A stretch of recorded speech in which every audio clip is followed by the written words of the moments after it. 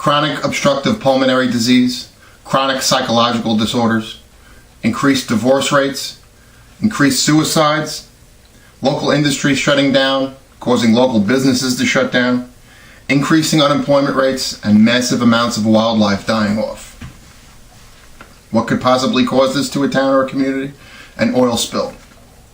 On March 24th, 1989, the tanker Exxon Valdez ran aground on Bligh Reef in Prince William Sound, Alaska. The tanker was traveling outside normal travel lanes in an attempt to avoid ice.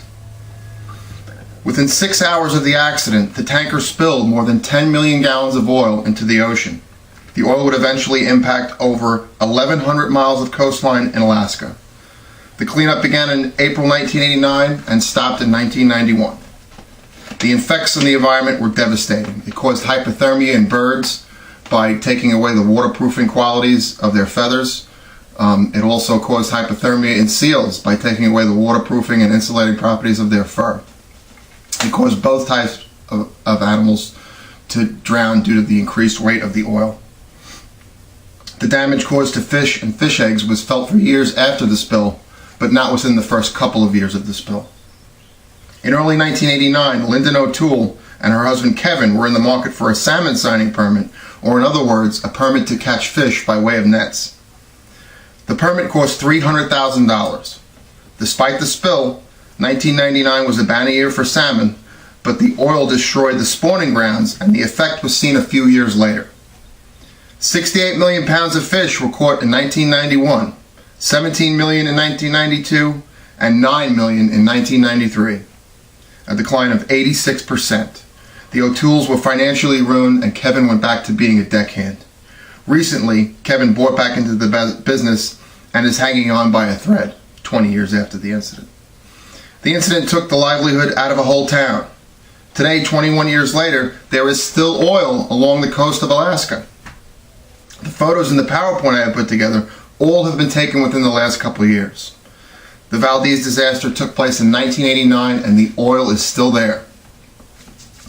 After catastrophe comes change. The Valdez accident would likely never have happened today. Most tankers are now double-hulled, and they are escorted out of Prince William Sound by 2 tugboats. In 1989, there were only 5 miles of boom available, and today the region has 49 miles of boom available. Also, the SERVS group has been put together, SERVS, which is short for Ship Escort Response Vessel System, and hundreds of local fishers participate in cleanup drills. Also, the Federal Oil Pollution Act of 1990 established an institute to study spill recovery techniques in Prince William Sound.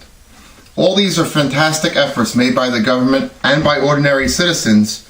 However, they are incident specific to the Valdez disaster and apparently are not helpful in other parts of the world, such as the Gulf of Mexico. On April 20th of this year, an oil rig in the Gulf of Mexico exploded, causing oil to spill from the ocean floor 1 mile down into the Gulf of Mexico.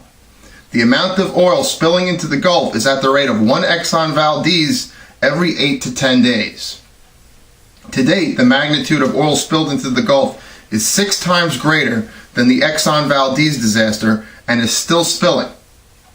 It has been 21 years since the Valdez disaster, and Alaska's beaches are still contaminated. In early 2007, more than 26,000 gallons of oil from the Exxon Valdez spill still remain trapped in the sand along Alaska's shoreline.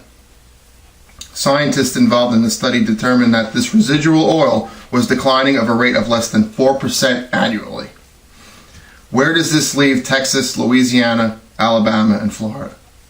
The last photo in this slide depicts the spill in Alaska and also depicts the spill in the Gulf.